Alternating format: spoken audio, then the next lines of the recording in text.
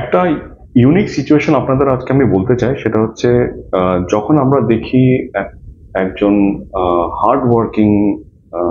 Heavy exercise করেন বা high intensity যারা প্রফেশনে আছেন, এরকম কোনো আহ, ভদ্রলোক আমাদের কাছে আসেন হার্ট অ্যাটাক নিয়ে। সে হার্ট অ্যাটাক নিয়ে আসেন, সে একজন ফার্মার, যিনি হাই ইন্টেন্সিটি কাজকর্ম করেন।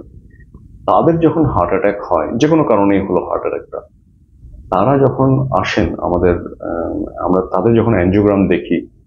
তাদের আমরা দেখি কি মিনিটের মধ্যে, মিনিট টু আওয়ারের মধ্যে একটা মেইন ভেসেল তো ব্লক হয়ে গেল, কিন্তু তাদের আমরা দেখি কি অ্যাঞ্জিওগ্রামে মিনিট টু আওয়ারের মধ্যে কিন্তু কোলাটারাল গুলো সব খুলে যায়। মানে সেসব পেশেন্টদের কিন্তু, যারা এক্সারসাইজ করছেন অনেক কম বয়স থেকে,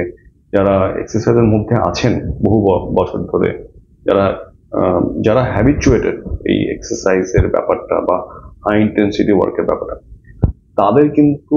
একটা হার্ট অ্যাটাকের পর কোলাটারাল গুলো তাড়াতাড়ি ফর্মেশন করার বা কোলাটারাল গুলো তাড়াতাড়ি খুলে যাওয়ার টেন্ডেন্সি অনেক বেশি। এবং তাতে তাতে করে কি হয়,